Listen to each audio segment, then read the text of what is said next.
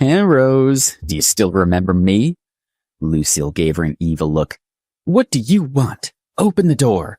Rose frowned and tried her best to open the door, but it was locked. Rose believed that William Chase, the president of the New York Merchant Union, had helped her family solve a problem brought on by Lucille's family. This gave Rose a lot of confidence and fueled her strong attitude toward Lucille. Rose! Susan embraced her with a worried look. She had the awful feeling that he was going to do something bad to them. Aren't you afraid that William Chase will cause trouble for your family? Rose was already scared, but she couldn't act too cowardly now. Otherwise, he would get even cockier, which would cause some more problems for them. Rose only wanted to use the mention of President Chase to scare Lucille away. Huh, Lucille snorted. He looked at her casually.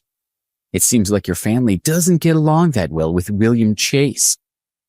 Oh, what do you mean? Rose asked in surprise.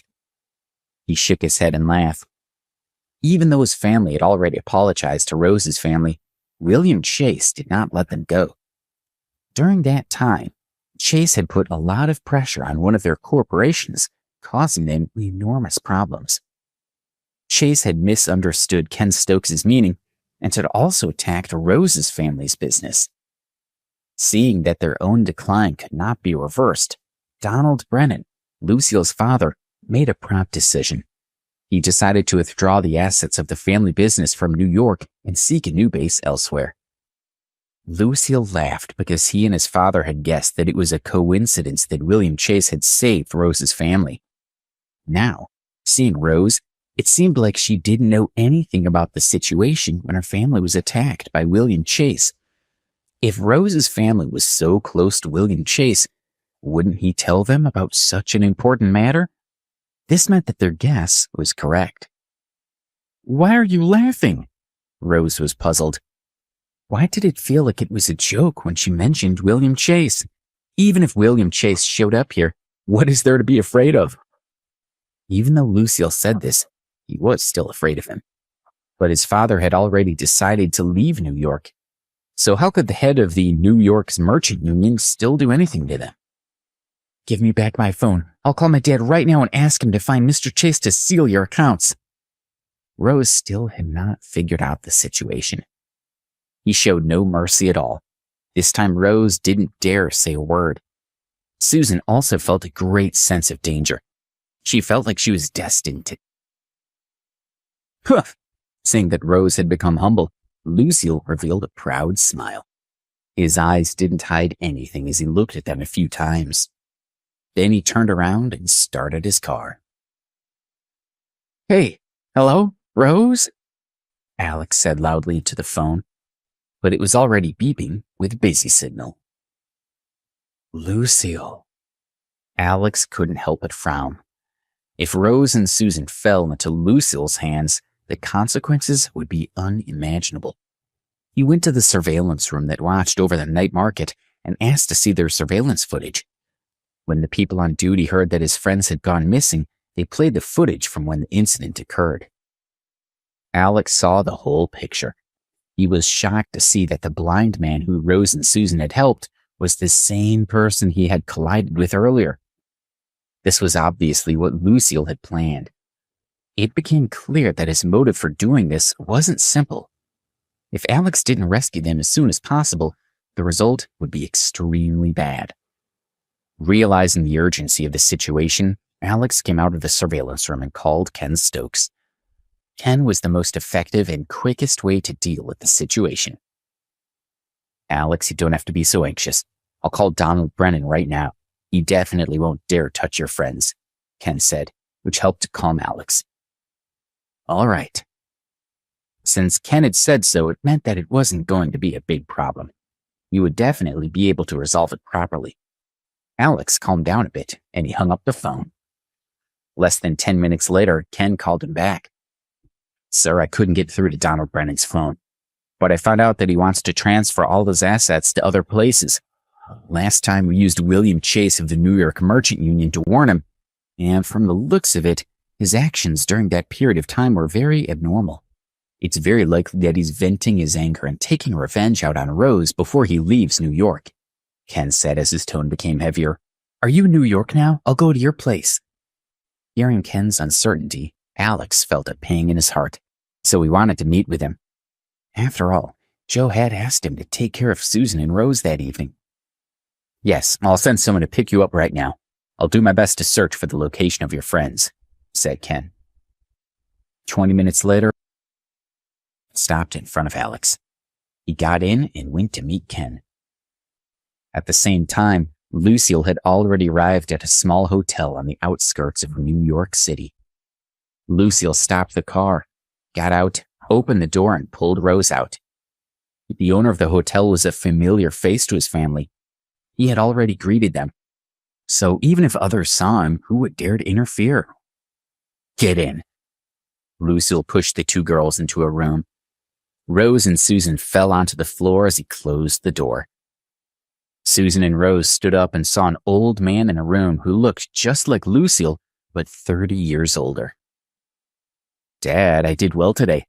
I went to get Rose, but I didn't expect to get another one. She's not bad looking. Lucille walked over to his father, Donald, and looked at the two girls with a smile. That's great. When we get tired of one, we can swap. That's more fun. Donald scratched his chin. Both father and son exchanged lewd looks. At that moment, Donald no longer looked like a respectable businessman. Seeing the father and son pair, Rose and Susan were terrified.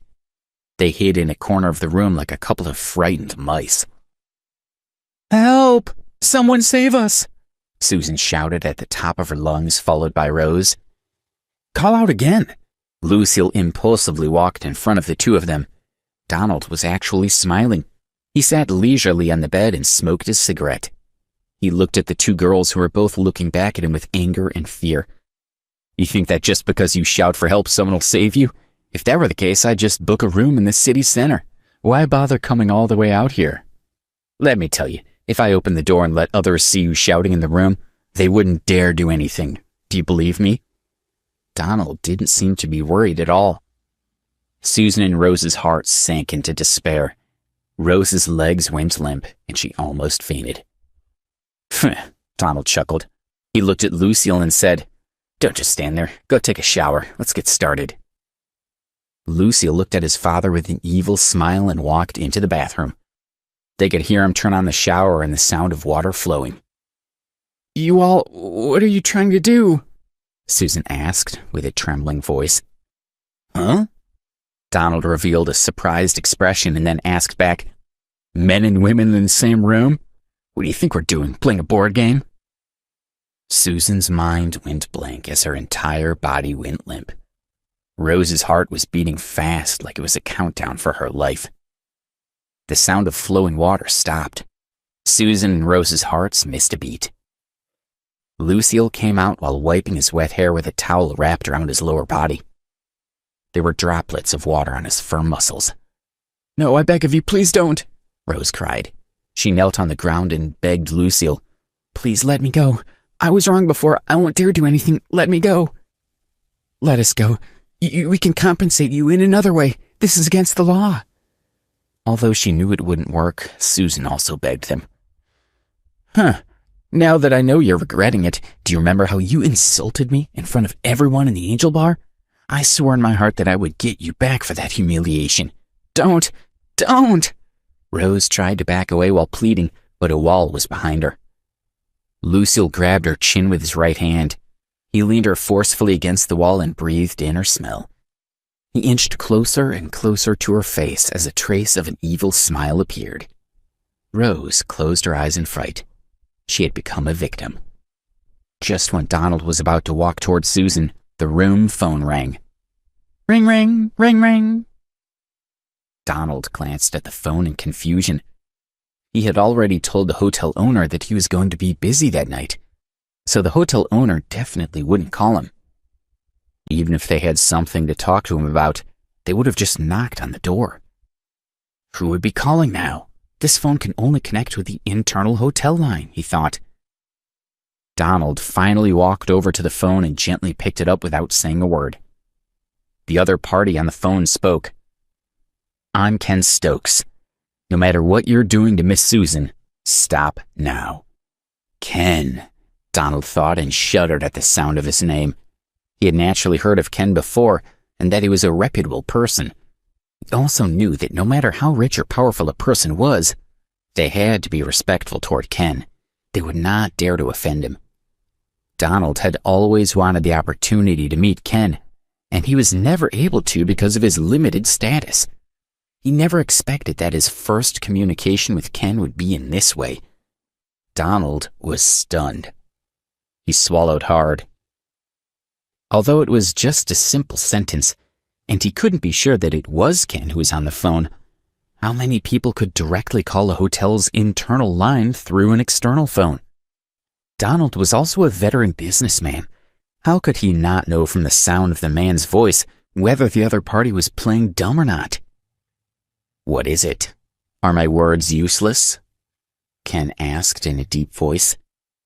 This sentence put Donald on alert. He now completely believed that the other party was Ken. "Yes, I will listen to your orders and stop," Donald said in fear. He gave Lucille a look, and he reluctantly let go of Rose. Rose bent over and started to vomit. Lucille didn't understand his father. Now that their family had decided to move, he did not need to be afraid, not even of the president of the merchant union. How could his father give in at the most crucial moment? "Did you do anything to them?" Ken asked. Sitting beside him, Alex was also paying close attention to what Donald was about to say. Donald was terrified. He glanced at Rose, who was bent over vomiting, and then at his hand, which was shaking while he held the phone. "Another girl. We didn't touch them," Donald said fearfully. He did not dare to lie to Ken at all. Hearing Donald's words, Ken looked at Alex. A trace of sadness flashed across Alex's face. He signaled Ken to do as he was told. "Fine. So long as Miss Susan is fine. I don't care about the other one. You can solve your problem if you want. The car that I sent to the hotel is almost there, so Miss Susan should leave now. If anything happens to her, I'll settle the score with you," Ken said lightly. Rose had said before that even if something happened to her, it would be none of Alex's business. He guessed that her treatment of Lucille was the main reason behind their abduction. Alex wanted to take this opportunity to teach her a lesson. Yes, I'll release her now," Donald hurriedly promised. After he said that, he hung up the phone. His forehead was covered in sweat. "Dad, who called? Why did you agree to release her?" Lucille asked his father with disappointment. He really couldn't think of anyone who could make his father so cowardly. "He's someone we can't afford to offend. Listen to me, hurry up and let her go." You might not be afraid of President Chase, but Ken was much more powerful. William could, at most, make it difficult for Donald in New York. But with Ken's power, it was still possible for him to not have anywhere to go in the entire country. What Donald couldn't imagine was the extent of the harm that Ken could cause him. People we can't afford to offend? Dad, who exactly was it on the phone? Lucille couldn't think of anyone that could make his father so scared. Ken Stokes. You might not know him, but even the wealthiest person would be polite to him. William Chase is nothing compared to him. Donald's mood was now very troubled. Lucille had never heard of Ken before, so it was hard for him to believe that. Yet he had no choice but to believe that Ken was someone his family could not afford to offend, no matter what. He looked at Rose with eyes filled with hatred. "What are you looking at?"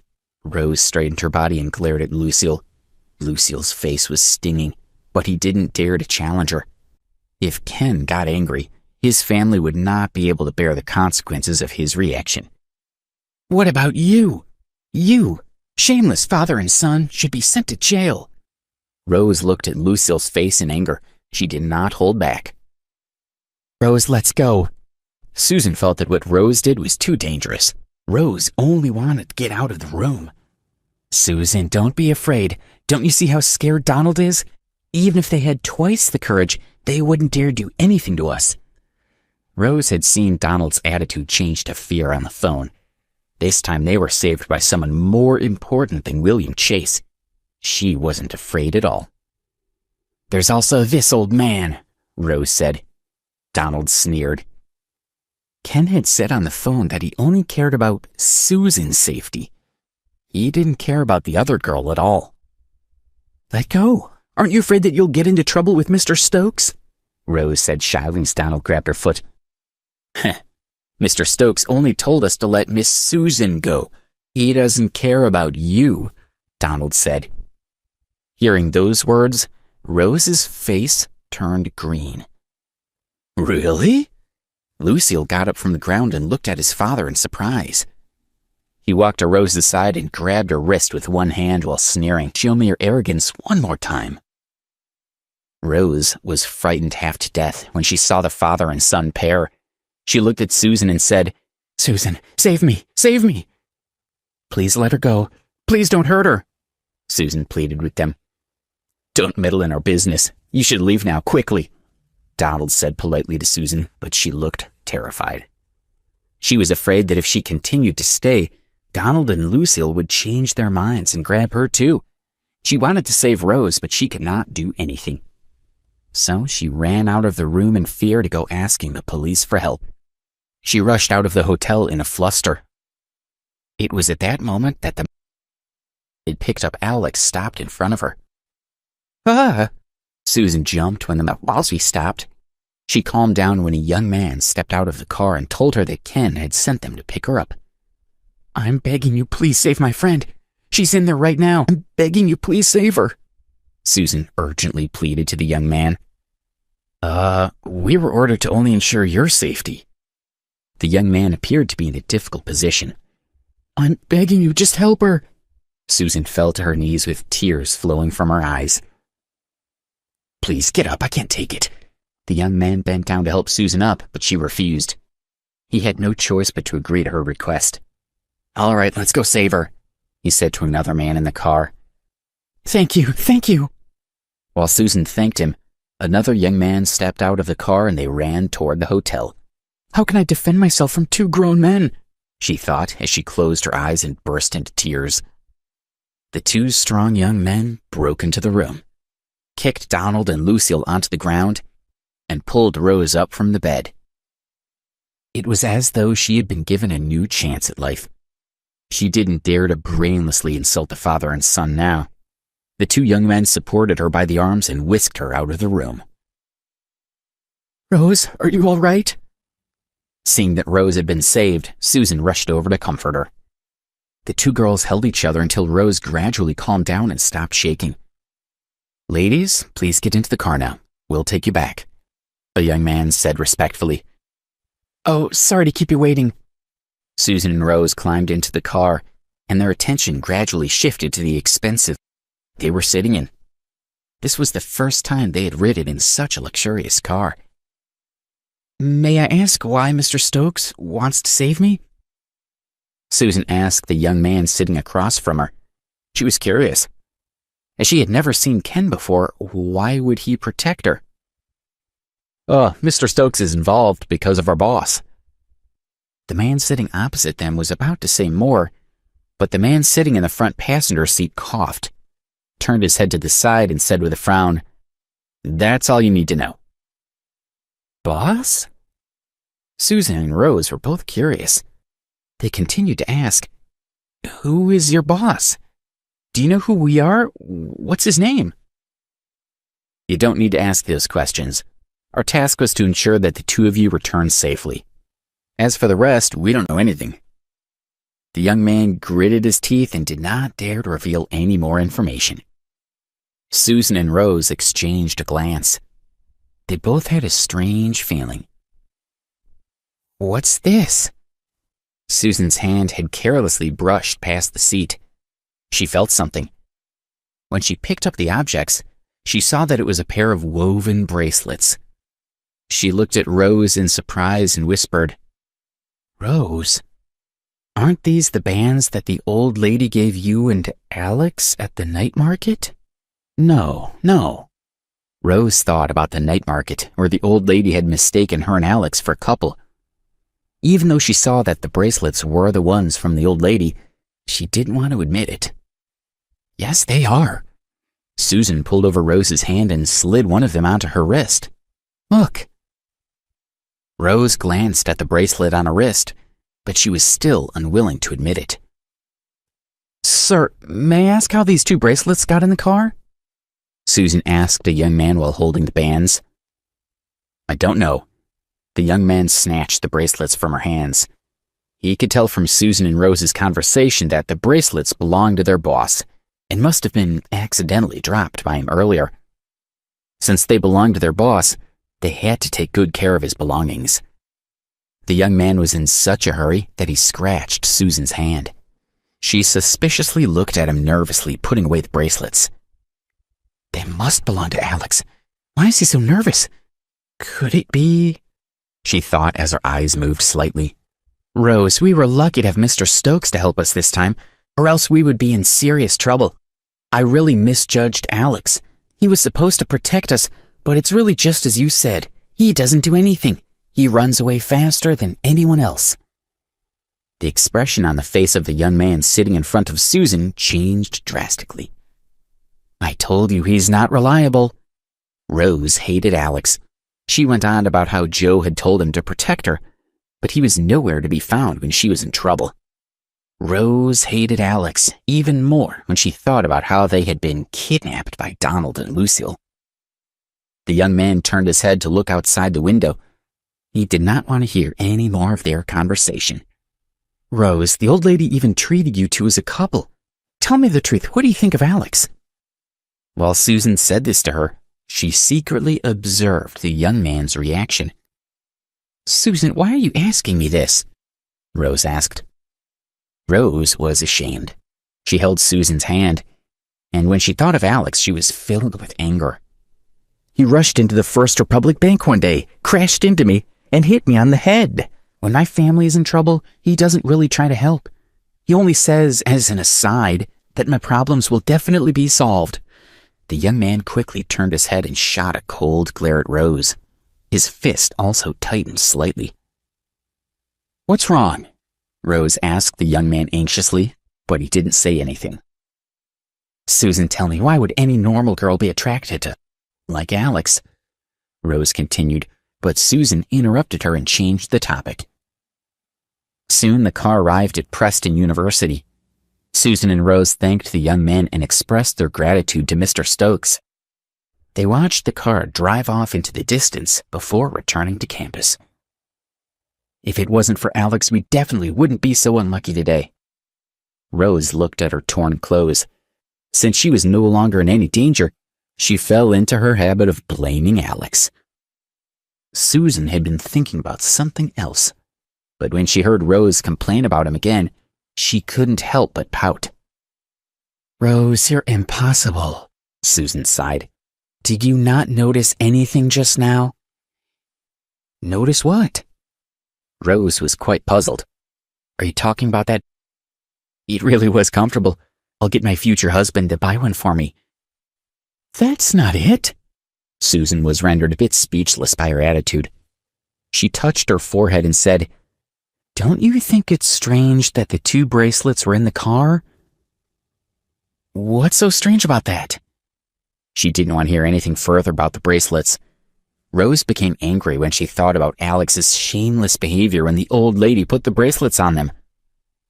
Didn't you notice that when we mentioned Alex, the young men were deliberately avoiding us? Rose thought back to what Susan had said in the car and realized what she meant. She looked at Susan, who continued, When we were speaking ill of Alex, the young man sitting in the front of us was obviously unhappy. Do you remember that I had asked him about their boss who had ordered them to save us? The young man almost said something. You mean... Rose understood what Susan was trying to explain, but she quickly rejected that idea. How could this be possible? Don't blindly guess. How could Alex be their boss? Rose, stop lying to yourself. I know you must be suspecting something in your heart. Susan saw her disgusted expression and guessed what she was thinking. Actually, I also have a lot of doubts. Alex is obviously just an ordinary student. How could he be somebody's boss and also be a big shot like Ken Stokes? Susan paused to think for a while and said, But if it's true, he'll definitely be exposed. We'll observe him a bit more, and I believe we'll soon find out his true identity. Okay. Rose saw Susan's questioning gaze directed at her, so she could only nod. She was filled with suspicion and didn't want to believe that Alex had another identity. They walked toward the girls' dorm together. The drove back to Ken Stokes' location, and the young men entered his office. Alex and Ken were waiting for them. They had already heard the report over the phone that Rose and Susan were safely back at the university. Well done. Alex walked up to the men and patted them on their shoulders. Ken, who was behind them, also gave a satisfied smile. Sir, you're too kind. We're lucky to work for you, one of the young men respectfully said to Alex. He then took out the 2 bracelets from his pocket and placed them in front of Alex. Sir, you lost these in the car. We kept them for you. Good, okay. Alex saw the bracelets and felt his empty pocket. Then he understood and smiled calmly as he held them. Mr. Stokes, please take care of the things I've told you. It's getting late, so I'll be leaving now, Alex said while looking at Ken. He was referring to the search for Debbie. Yes, I'll do my best to search for you. Rest assured, I'll send for a car to take you back, Ken said respectfully and stood up. Alex had already walked toward the door and said leisurely, No need, I'll go back by myself. He hailed a taxi on the street. After the torment caused by Lucille, it was already 10 o'clock at night. Alex wanted to go back to the villa to rest. His phone rang and a name appeared on the screen. Angel Bar, June Douglas. Alex was surprised to see that the Angel Bar's manager was calling him, but he answered. Where are you?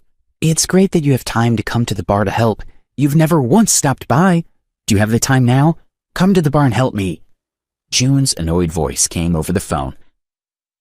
Oh, I'm sorry. I've been too busy with my studies. I can't tonight. I'll go now. Alex thought that the Angel Bar might be busy, so that's why June had called him to help. He had become a waiter at the bar without intending to, and had promised to help when he had the time. He had no reason to refuse. All right, hurry up, exclaimed June with annoyance.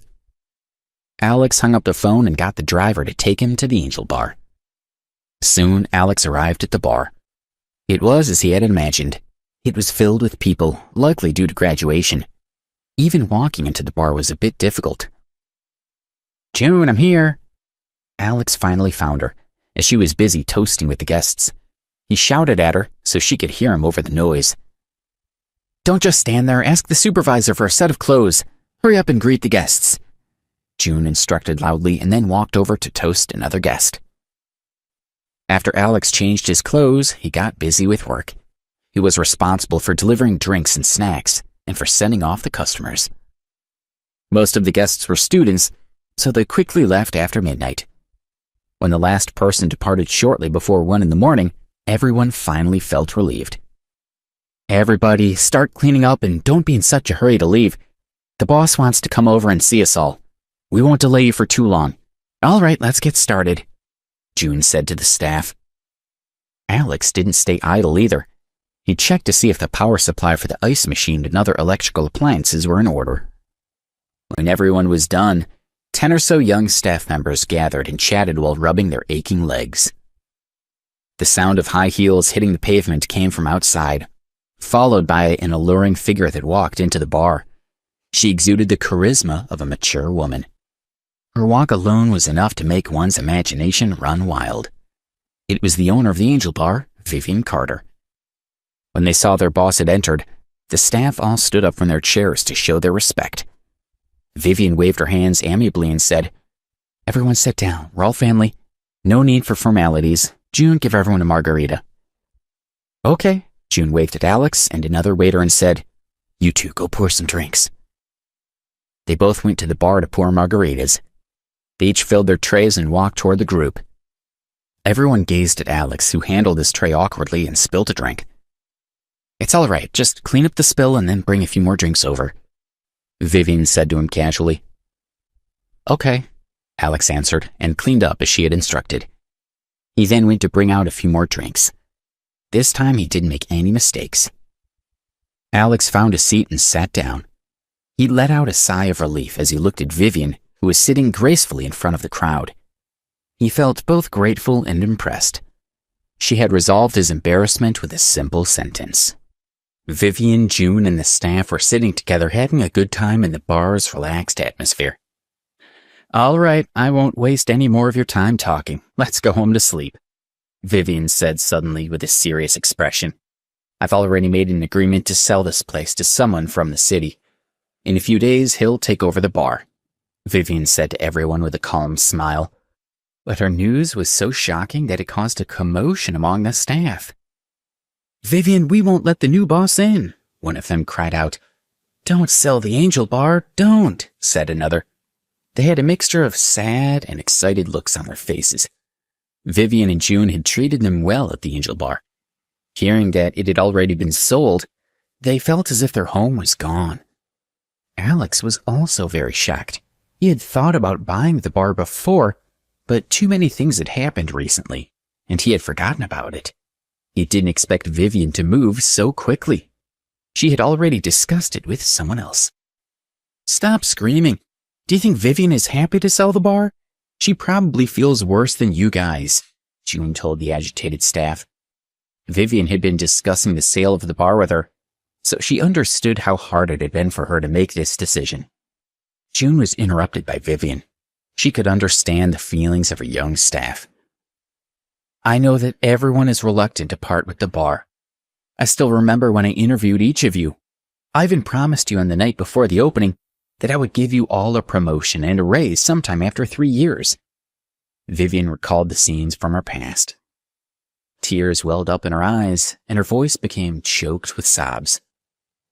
But I didn't fulfill my promise to you all. It's my fault. I'm sorry, everyone. Vivian bowed deeply to her young staff. I don't blame you, said one. Vivian, please don't be like this, said another. Vivian, we love you, said another. All the youngsters crowded around to comfort her. All right, thank you, everyone, thank you. Vivian was very touched. With tears in her eyes, she looked at the staff around her and said, You guys should think about it for the next few days. If anyone wants to keep working here, tell June, and I'll try talking to the new boss. Vivian had found a way out for her staff. It could be said that she had done her best. Yo, I've heard that Angel Bar isn't bad. Hey, looks pretty good, a young man said with a chuckle as a few people walked in from outside. Although he was wearing a baseball cap, a scar that ran from his forehead to the corner of his eye was still visible. Next to him were 4 cynical-looking men that looked like him, with crooked smiles on their faces. Vivian was obviously a bit fearful when she saw the young man, and her gaze even showed traces of hatred. Alex was also surprised as he recognized the group of men. He remembered that day when they had blocked his path on the street, and he had driven toward them, forcing them to scatter and knocking some of them down. It was that day that he had mysteriously helped Kelly Phillips. Looking carefully at the young man with the baseball cap, Alex guessed that he was Henry Moore, who had been pestering Kelly. At Simon Phillips' birthday party, Simon had mentioned that Henry had been looking for revenge. Alex couldn't help but hide in the crowd, but his eyes were still fixed on Henry, observing his every move. I'm sorry, we've closed for the night. Please come back tomorrow, a supervisor politely said with a smile as he walked over to Henry and the others. Hey, the customer's already come in, so I chase him out. I think you need to stop working here. Henry barely looked at the supervisor. Instead, he and a few of his lackeys sat down with a grunt. Henry glanced at the supervisor in disdain and then turned his gaze to Vivian.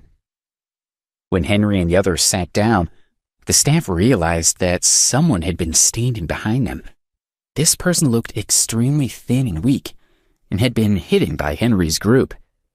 What was even more surprising was that he wore a white mask on his face, making him look like a mannequin.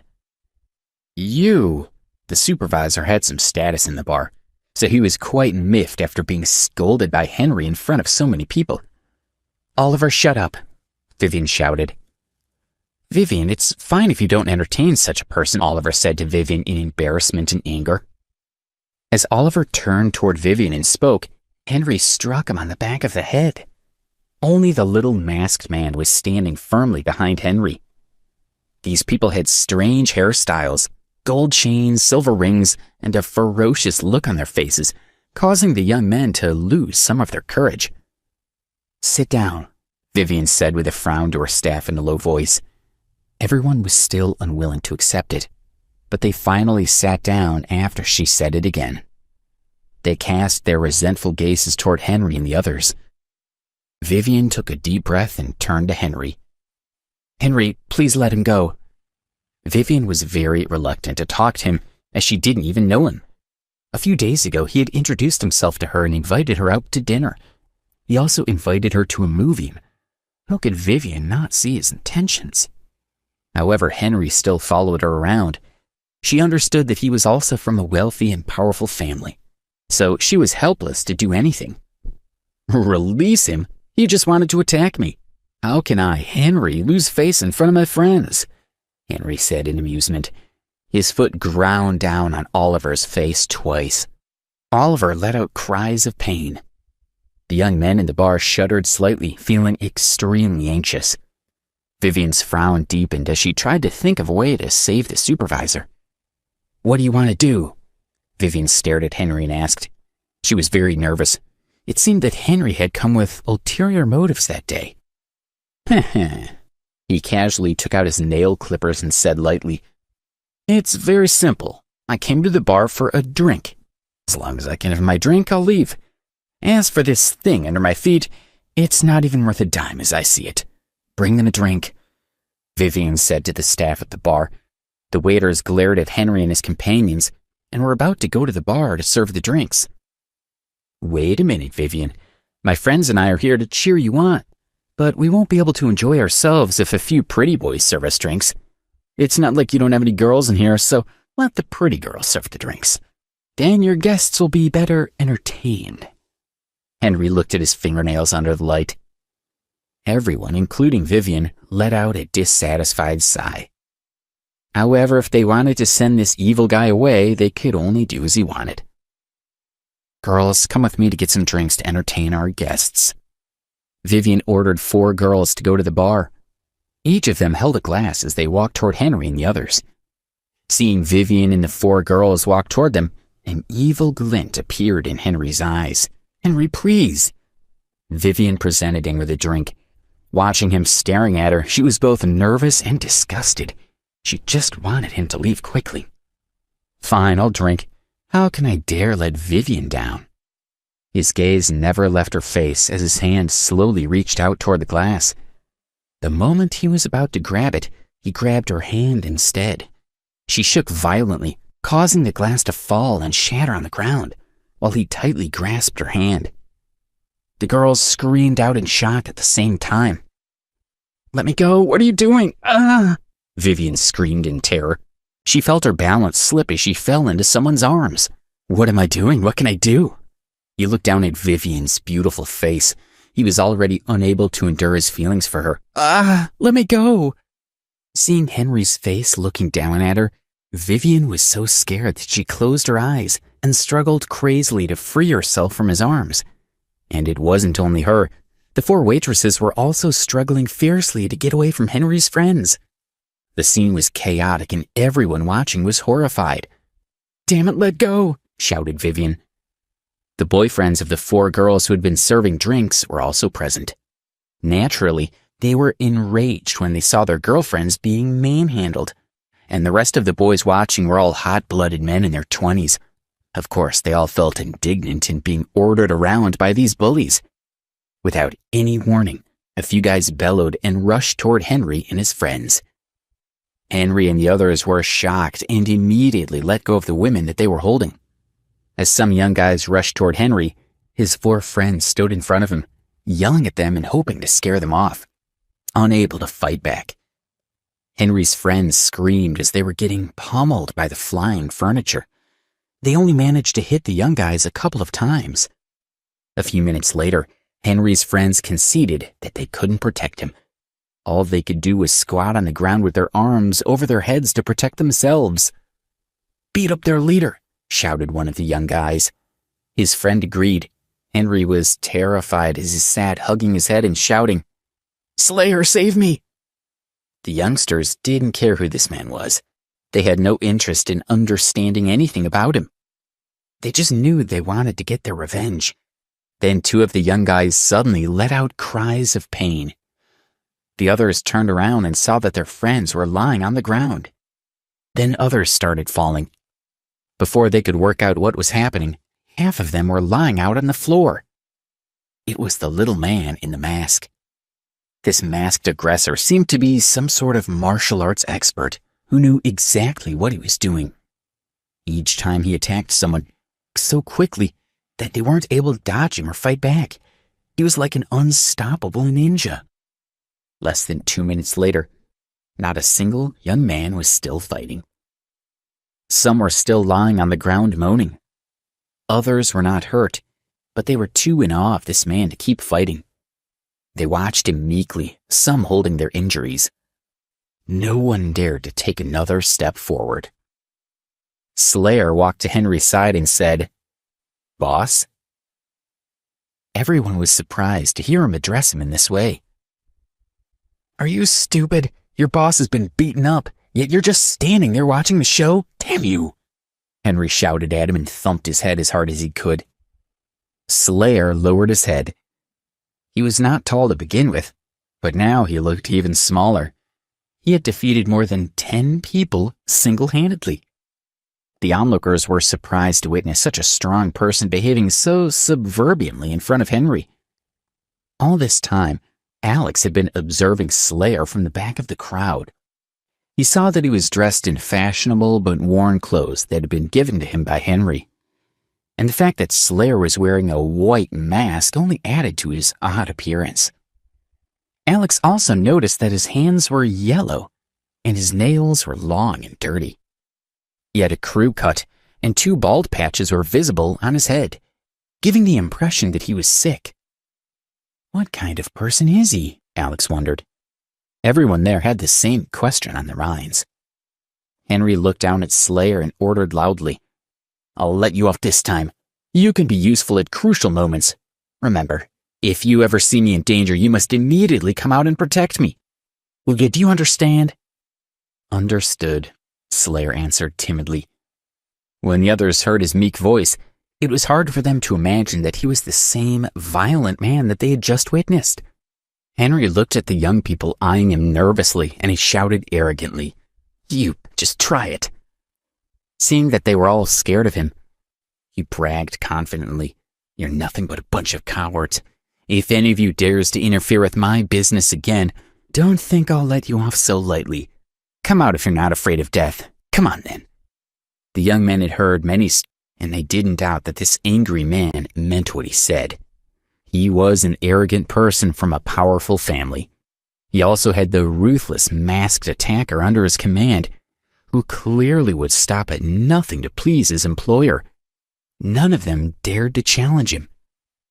Seeing that no one dared to cross him, Henry shifted his gaze to Vivian, who shuddered and took a step back. Henry walked toward her with a sinister smile. Everyone watching could guess his intentions, but no one dared to intervene. They were ashamed and lowered their heads, as if they would feel better if they couldn't see what was happening in front of them. Vivian leaned against a table. Her hand was resting on it as she looked at Henry in fear. Her mind was trying to think of a way to solve the problem. But as he walked up to her smiling wickedly, only panic remained in her mind.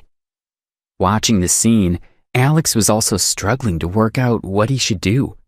If he tried to intervene now, he would be putting himself at risk. He had hurt Henry in the past and had hindered his relationship with Kelly. He knew that he couldn't battle both him and the guy in the mask. Henry walked over to Vivian. He grabbed her hands and, looking at her terrified face with a cruel smile, Vivian screamed out in terror. Let me go. Help. Save me. Come on, baby, Henry said in mock adoration. He lifted Vivian onto the table and started. Suddenly, a figure flew out from the crowd and, pushing himself off the shoulders of the two people next to him, leapt high into the air. Looking like Henry screamed in pain and fell to the ground. Vivian also fell off the table on the floor. Vivian, are you okay? Her savior asked. It was Alex. When he had seen that she was going to be molested by Henry, he had rushed out of the crowd without stopping to worry about the consequences. After kicking Henry, he went straight over to help Vivian up and check if she was all right. I'm fine, Vivian replied. She only had a small injury to her arm.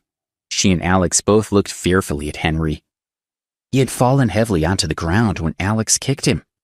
He got up with a groan, and a clear shoe print was evident on his face. He frowned from the pain, and as he looked around him, he saw that it was Alex who had kicked him. His friends instantly recognized Alex and spoke to Henry excitedly. One said to him, Henry, that's the same guy from the other day. Yes, it's the same one, agreed another. You little... So it's you, Henry said angrily. He gave Alex a look of pure hatred. He, Henry, had never been assaulted twice by the same person like this. Slayer, he roared, still glaring at Alex. Yes, sir, Slayer replied as he quickly walked to Henry's side, which made his arms start hurting. Ouch, the little man screamed. You're supposed to be protecting me. Do you understand? Understood, sir, Slayer answered meekly. Don't be afraid. My feeling will get you out of any trouble. He took a dagger from one of his friends and handed it to Slayer. They all carried daggers, which they used to scare people with. Go. He pointed at Alex and pushed Slayer toward him. Slayer unsheathed the dagger. His eyes peeked out from his mask and stared at Alex as he slowly approached him. The others in the room were panicking. The girls were clenching their fists and the men were anxiously wondering what to do. They all wanted to help Alex, but the dagger in Slayer's hand stopped them from getting involved. Vivian was frightened. She held Alex's arm tightly and asked him helplessly, What should I do? Alex didn't say anything as he stared at Slayer, who was walking over. He slowly moved Vivian behind him. What are you doing? Vivian asked him anxiously. Alex simply moved her out of the way. She wanted to go back to try and help him, but someone else stopped her. Alex looked at Slayer with respect for his skill, but also with pity. He pitied him because he couldn't understand why he would want to be a lackey for someone as evil as Henry. When Slayer was 2 yards away from him, Alex noticed his eyes freeze for a moment. Alex suddenly thrust his hand toward him from behind. In his hand, he also held a knife. Before rushing out in Vivian's defense, Alex had slipped behind the bar looking for a weapon with which to confront her assailants. He was aware of Slayer's martial arts skills and knew that when he attacked him, his opponent would not hold back at all. Slayer tried to dodge his attack, but Alex was too fast.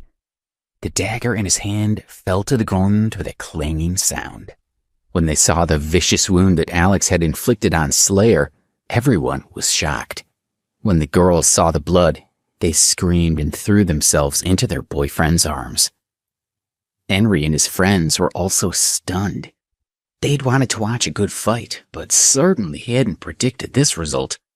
Henry started to panic a little. What are you waiting for? Call the police, Alex growled at the bartender. Several of the surrounding boys responded by taking out their phones to dial 911. Seeing that the police had been called, Henry shouted to his friends, Hurry up, we need to go. He led them as quickly as he could out of the bar. None of them stopped to check on Slayer. Holding his injured shoulder, Slayer tried to leave, but he was blocked by the young men in the bar. Alex saw what was happening and said to the men, Let him go. Anyone could tell that he was only doing what Henry ordered him to do, and Alex didn't hold him responsible at all. They all made way for Slayer, who slowly walked out of the bar clutching his injured shoulder. When Alex saw that Henry and his friends had finally left, he let out a long sigh of relief. The people at the bar tidied up a bit, bid their farewells to Vivian, and then left one by one. Vivian had been sitting beside Alex watching what was happening. She had expressed her gratitude to him for saving her, and had personally applied ointment to his injuries. She accompanied him to the exit as he was about to leave. "Take care, see you later," she said as she waved goodbye to him. The movement aggravated her elbow injury, and she flinched with the sudden pain. Alex heard her gasp and asked, "Are you okay?" As he quickly walked back over to her, he looked at her elbow and saw that it was purple with bruises. He guessed that even a slight movement would cause her a lot of pain. Vivian smiled slightly and replied, "It's fine. I'll go back and put some cream on it." She didn't want to hold him up. Alex looked at a red parked in front of the bar, frowned, and asked Vivian, "How will you get home?" She realized that she couldn't drive at all and replied, "I can't drive, but I can get a cab. Please don't worry about it." "Give me the key," Alex requested. "Why do you want the key?" Vivian asked as she fumbled for her car keys. He took them from her and helped her walk over to the bar. "Let's go, I'll take you home," he said.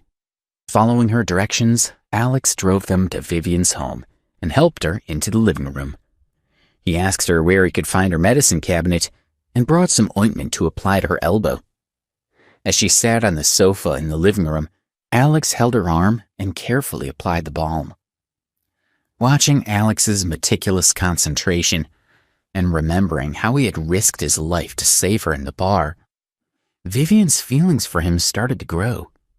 She felt happy and a little giggly. While she was daydreaming about him, Alex was engrossed in his thoughts. He felt a sudden gust of air on his face, and as he looked up, he glimpsed a black shadow smashing down toward his head. He dropped Vivian's hand and dodged to the side. "Monica, no!" Vivian shouted loudly. Luckily, Alex was able to get out of the way in time, and the missile had missed him. When he stood up to see what had happened, he saw a 12 or 13-year-old girl in pajamas holding a rolling pin. He realized that she had thrown the rolling pin at him and missed, then grabbed it from the floor and rushed toward him again, brandishing it in her hand. "Monica, what are you doing?" Vivian asked the girl as she grabbed her and held her still in her arms. "He's a bad man. He bullied you. I'm going to kick him out," the girl replied, glaring at Alex. If it wasn't for Vivian hugging her, she would have still rushed over to hit him. Alex realized that she looked and sounded very childish, and deduced that she must be younger than he first thought. Vivian hugged her and tried to calm her down, but she didn't want to listen. Finally, Vivian's patience ran out. She let go of the girl and pointed at Alex, saying, "Go on then, go and hit him. Do what you want." She sat back down on the sofa helplessly, looking very sad and angry. "Mom, I'm not hitting him anymore. Please don't get mad at me. Look, I'm not hitting him." She threw the rolling pin down and sat beside Vivian, cuddling up to her and looking at her pleadingly. Vivian asked her, "Are you really not going to hit him anymore?" She replied, "I promise I won't, Mom. Please, don't be angry with me." She was still afraid that Vivian would punish her. "All right. As you're being so obedient now, I won't be angry," Vivian said as she hugged her. Then she looked at Alex and said, "Come over here." He walked over and sat in front of Vivian and Monica, noticing that although the girl was pretty, she looked nothing like her mother. He also thought that the girl looked a little dazed. Vivian addressed her daughter. "Monica, I'll introduce you. This is Alex. He's a good friend of your mom's. When you see him in the future, you mustn't be as rude as you were today. Do you understand?" "Okay," she replied without much interest. Alex nodded to her in a friendly manner. However, it was clear that she was only pretending to agree. The look she gave Alex was filled with hostility. Vivian sighed helplessly. "Did we wake you up?" she asked the child. Come on, Mom will take you back to bed.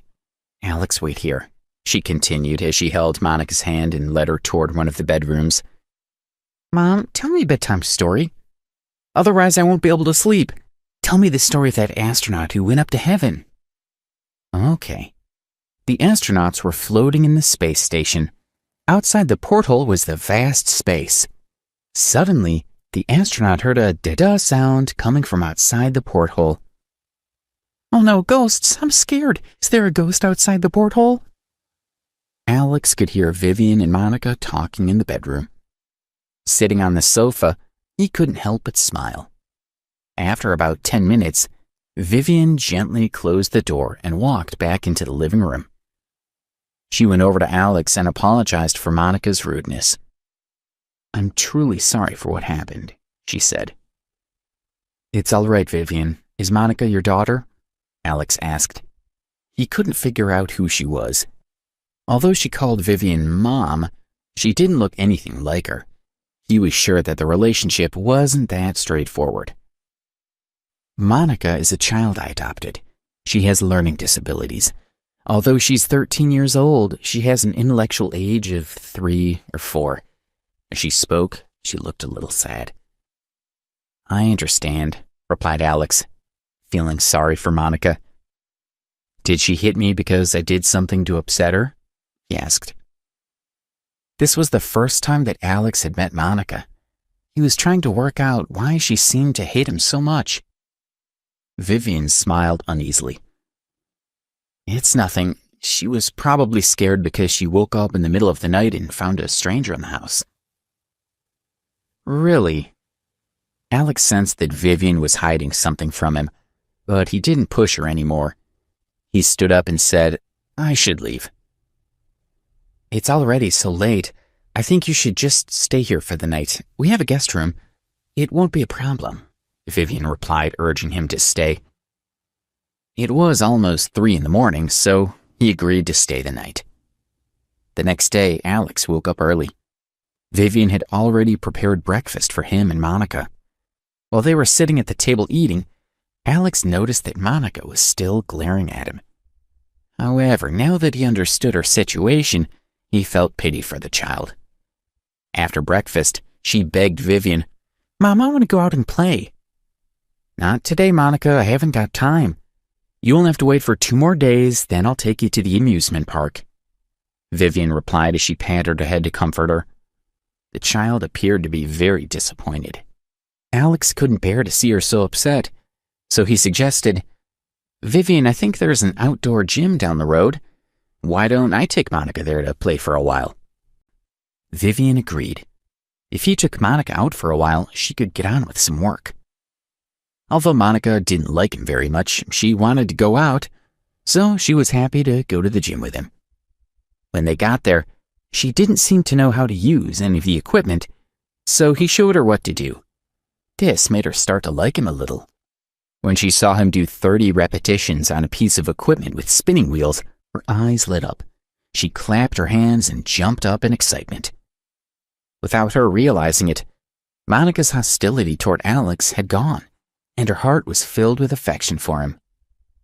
I want to ride a big horse, she told him excitedly. To ride a big horse? He asked in confusion. She walked up to him and told him to crouch down. Then, without any hesitation, she climbed onto his back, happily patted his head and said, Go, boy!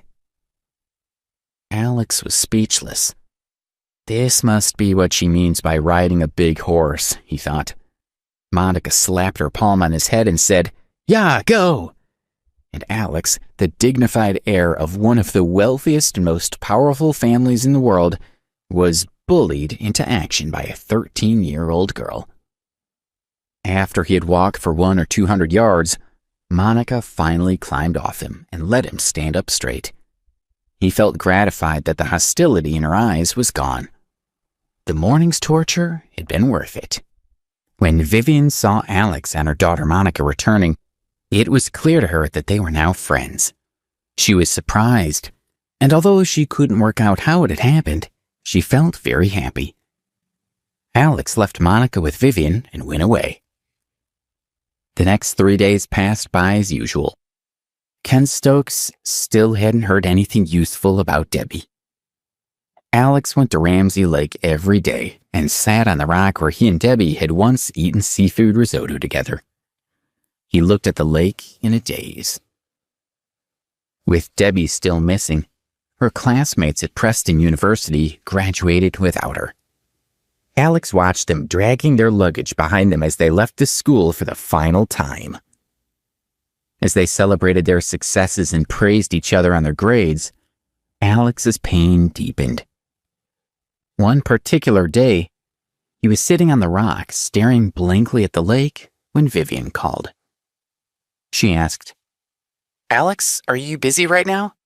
If you're not, can you do me a favor?" "I'm not busy. What is it?" Alex answered. In the background, he could hear Monica crying.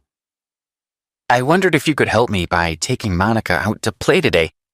I was hoping to take her myself, but the man who is taking over the bar called me unexpectedly, saying he needs to discuss the details with me this morning.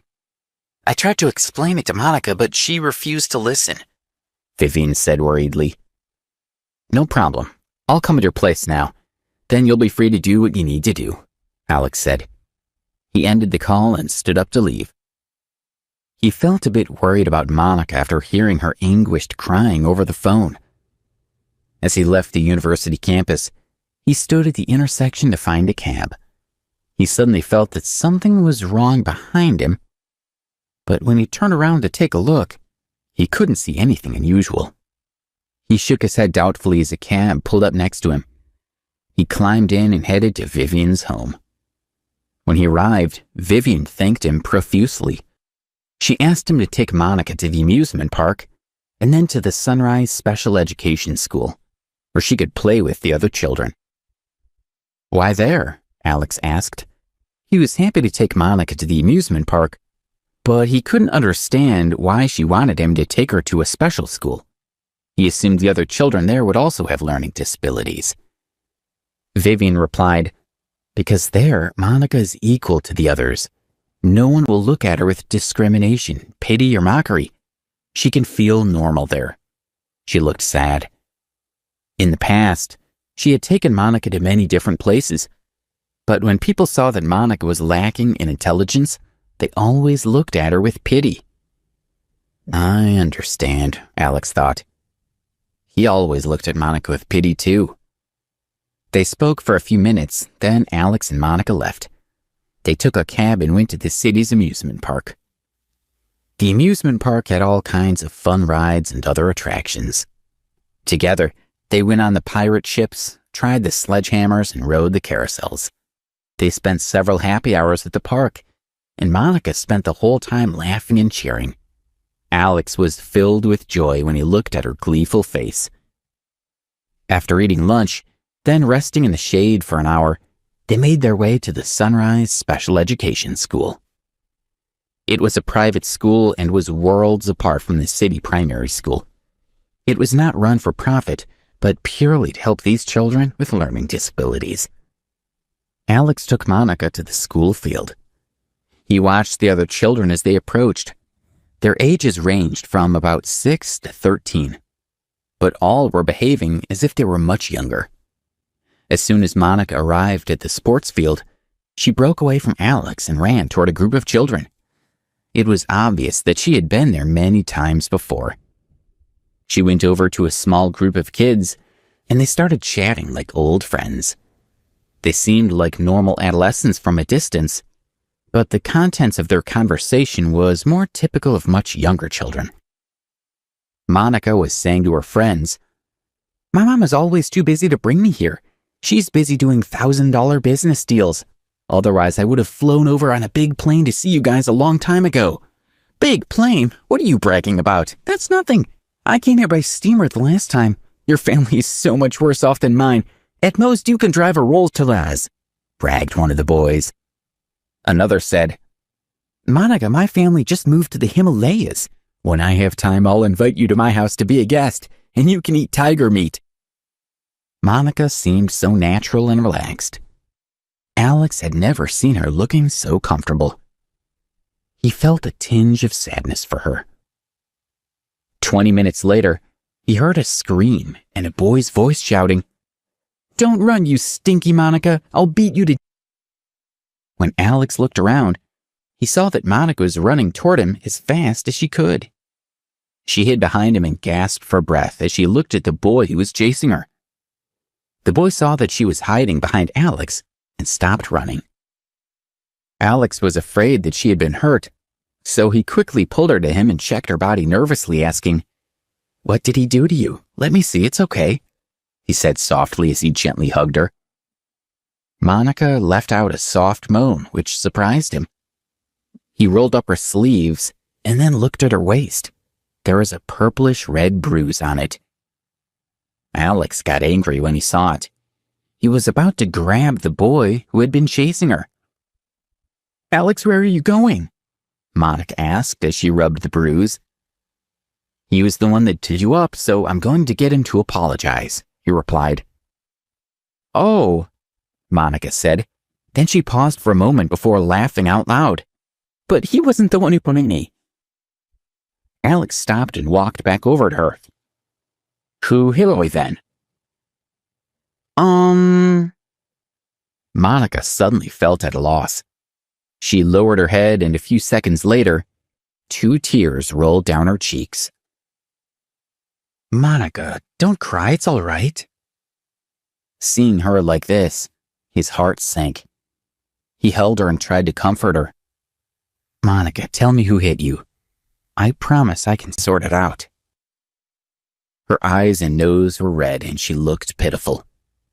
Looking into his eyes, she felt warm inside. "I don't know who they are. These men sometimes come to our house at night. They hug Mom for ages, and it makes me really scared. So last time I hit the man, but he hit me back. And then he hit Mom and dragged her into her bedroom and locked the door so I couldn't get in. I heard Mom shouting inside, and I was so scared." When Monica remembered what had happened, she was so frightened that more tears streamed down her cheeks, and her chest heaved up and down. She pulled up her sleeves and the legs of her shorts. And here, this is where they hit me." On Monica's snow-white skin, Alex could see lots of scars and bruises. He was horrified. "Does your mom have bruises too?" he asked as he helped her to straighten her clothes. "Yes, she's got more than me, and she cries every night." "Do you remember what this man looked like?" His heart was filled with anger. "It's a different man every time. I can't remember them all. That's why I was so scared when you came to the house the first time. I thought you wanted to hit Mom and drag her into the bedroom. That's why I hit you." "It's all right, I understand. I'm not going to let anyone bully you anymore," he said, and he patted her head as he began to think about how he could protect this girl and her mother. "Alex, let me go. I want to apologize to my friend. We were just playing a game. I shouldn't have pretended that I was so scared." Monica recovered her composure. She smiled at Alex and ran toward the little boy. Watching her holding the boy's hand and apologizing, Alex became lost in thought. Vivian seemed so bright and confident that he was shocked to find out about what she was going through. Then he heard a cheerful voice. He looked up and saw Vivian smiling at him. "I'm done with my work, so I've come to meet you both. Thank you so much for today," she said. "It was a pleasure," he replied. He looked at her with increased respect. "Where's Monica?" she asked as she looked around the field. "Playing with the kids over there," he replied, pointing toward the location where he'd just seen Monica with her friend. His voice stopped abruptly as he saw that she had vanished. He looked around the field, but he couldn't see her anywhere. He quickly stood up and ran toward the little boy who she'd been playing with. He grabbed the boy's shoulder and asked him anxiously, "Where's Monica?" "Her father just came and collected her," the little boy said with a relaxed smile. Alex looked anxiously at Vivian and saw that she was on the verge of tears. She was mumbling to herself, "Who would pretend to be your father?" "When was this?" he asked the little boy again, but the boy was struggling to explain himself properly. Don't be afraid. Come on, follow me, he said to Vivian, trying to console her. They went to the school CCTV control room and asked the security guard to play back the film of Monica being carried away. On the screen, they could see two middle-aged men waving to her from the school's side gate. One of them was waving a candy bar at Monica, and when she saw this, she happily ran over to them. When she reached the gate, the other man quickly grabbed her and covered her mouth. Then two men ran off with her in their arms. I'm so sorry, Alex said to Vivian. At that moment, he hated himself. Vivian couldn't hide her grief as she howled, Shut up! You being sorry isn't helping anything. I only want my daughter back. Tears were streaming from her eyes. You call the police right now. I'm going to find her and get her back, Alex said. His gaze sharpened as he ran outside. Vivian called the police and then ran out of the school behind Alex. After leaving the school, Alex ran in the direction in which he'd seen the two criminals escaping on the CCTV. Using his intuition to decide which way to go, he ran for more than a kilometer. At a narrow intersection, he paused as he suddenly heard faint curses and moans. His gaze focused as he ran toward the noises. He saw two men standing beside a van. It's them, Vivian whispered. She had followed Alex, and she recognized the two men from the CCTV film. They were the ones who had taken Monica. Both men had pained expressions on their faces. One was holding himself around the waist, and the other was rubbing his head. It looked as if they had both just been beaten up. Alex didn't hesitate as he rushed toward them. He screamed, You. When the men saw Alex charging toward them, clearly wanting to fight with them, their first instinct was to feel insulted but amused. He was clearly very young and no match for them. What's this? One of them asked his buddy. What the hell? Said the other. Before they could get into position, Alex had hurtled up and kicked one of them. The man fell instantly to the ground. Where's the little girl? Vivian had already searched the van, but there was no sign of her. What are you talking about? We don't know anything about a little girl. The man didn't know that Alex had already seen the surveillance cameras. He thought he could bluff his way out of it. You tell me right now, Alex demanded. Okay, I'll tell you. The man was too scared to lie anymore. We were taking her to the car, but someone jumped out on us and knocked us down. By the time we could react, he and the girl were already gone. Vivian and Alex's hearts sank when they heard that Monica had been snatched away by someone else. You must know who it was. I beg you, please stop hitting me. We really don't know who he was. He was so fast. We didn't even see him clearly, the man said tearfully. Alex was... At that moment, two police cars arrived. Alex handed the two men over to the officers, who took them to the police station in one car, leaving the other car behind with two other officers. The remaining police officers contacted the traffic department, who told them that on the footage from surveillance cameras, they'd been able to spot the suspect taking Monica to a nearby park. Alex, Vivian, and the two police officers went immediately to the park to find them. They had searched fruitlessly for half an hour, when suddenly they heard a shout coming from some nearby woods. Mom, I'm hit, the voice called, then stopped, as if someone had covered the person's mouth. Alex and Vivian both recognized Monica's voice. Vivian faced the direction of the voice and shouted in panic, Monica!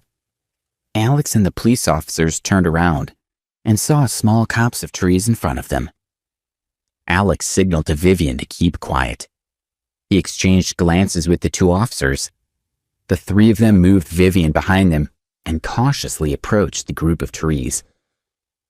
They could hear whispered voices, and he knew that the suspect and Monica were nearby. Suddenly, a bush in front of them moved, and a man in a white mask rushed out. It was Slayer, the masked man whom Alex had injured at the bar a few days previously.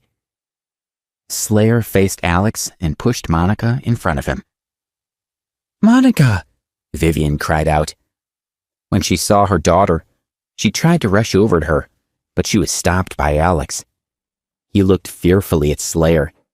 He had already witnessed the brutality that this man was capable of, and he knew that this was a very precarious situation.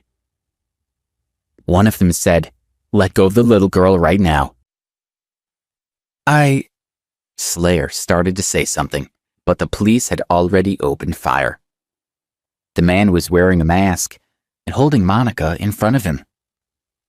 In the eyes of the officers, there was no doubt that he was a very dangerous person.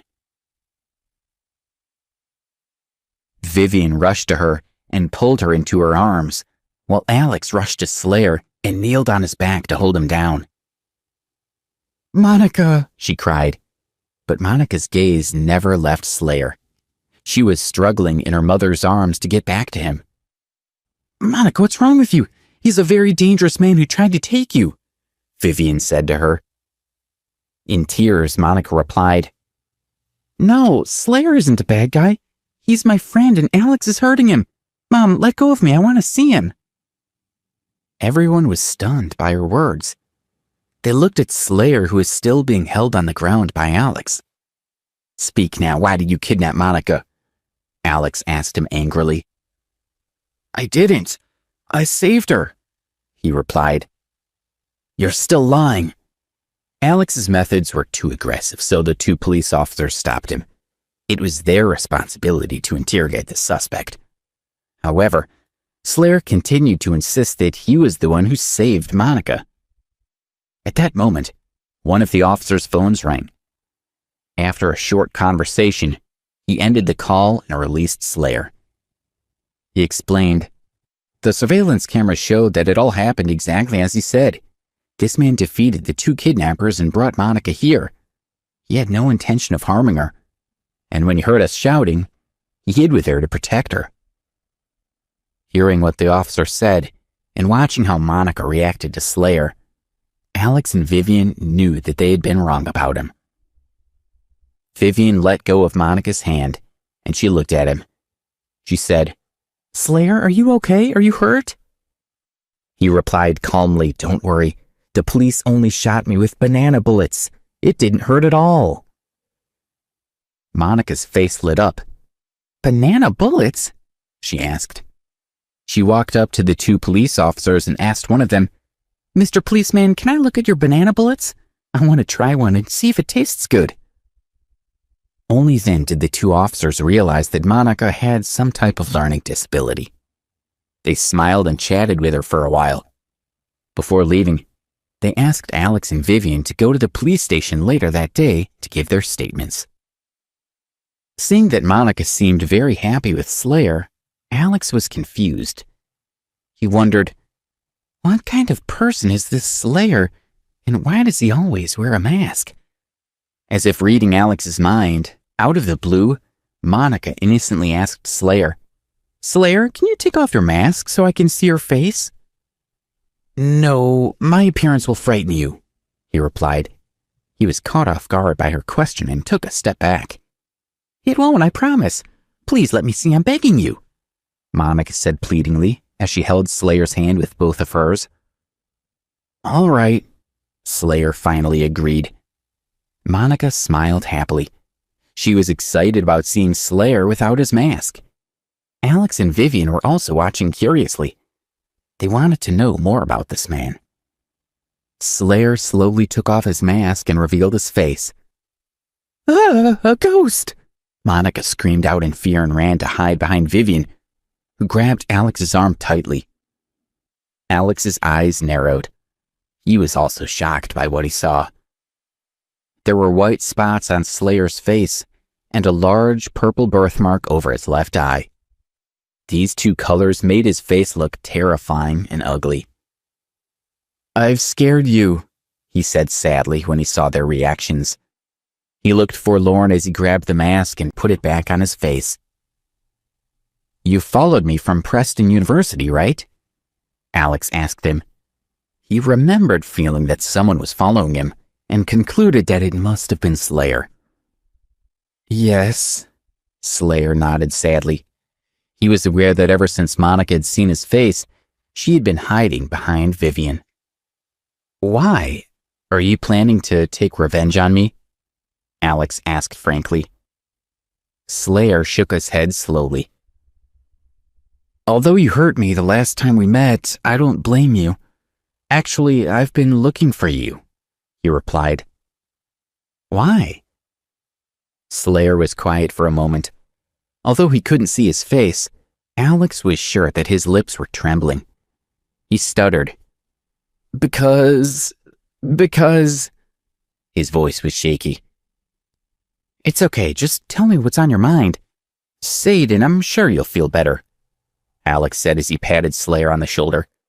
He could tell that he had something he needed to get off his chest. Because my face is disfigured. Right from when I was young, other kids have always laughed at me. In my town, I was a joke because I wanted to have friends, but no one wanted to play with me. In the end, I was sent to be raised in a monastery, but I was even bullied and mocked there.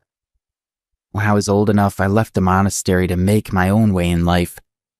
I tried to get a job, but no one wanted to employ me, and I gave up all hope.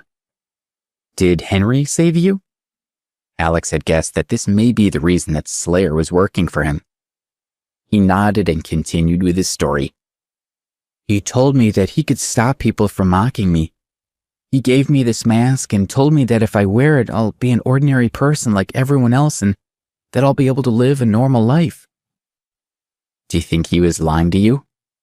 Alex asked worriedly, as he looked at Slayer's weird clothes. At least he stopped me from being mocked by others. I'm much better off now than I was before. I'm satisfied with my life. Slayer looked at Alex and said, When we met in the bar and I walked toward you with a dagger in my hand, you looked at me as an equal, without any discrimination. I'd never experienced that kind of look before in my life. It felt so good that even though you cut me, I wanted to meet you again. I don't hate you at all. Alex was surprised. He hadn't predicted for a minute that he had unknowingly saved himself that day by looking at this man as an equal. Alex said sadly, I understand that there are a lot of superficial people around, but you shouldn't be so afraid. If you get back out in society, you'll find that there are plenty of people who don't judge others by their looks. He continued, I must say it's very dangerous for you to help Henry do these horrible things.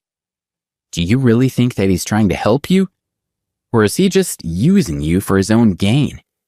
Do you think that he even views you as a human being? He feeds me and pays me $800 a month. He respects me for my skills and even calls me Slayer. What makes you think that he isn't trying to help me? Slayer asked Alex in confusion. Have you seen the ridiculous clothes that he gave you to wear? And have you forgotten that you helped him at the bar? And he thanked you by hitting you on the head? Alex looked into Slayer's eyes and said, Wake up, buddy, he's brainwashed you. Slayer said in bewilderment, He's my savior. I'm not his dog, I'm not. Slayer covered his head with his hands. Please subscribe to the Pocket FM YouTube channel and press the bell icon for instant notification. Check out our channel for more such exciting shows.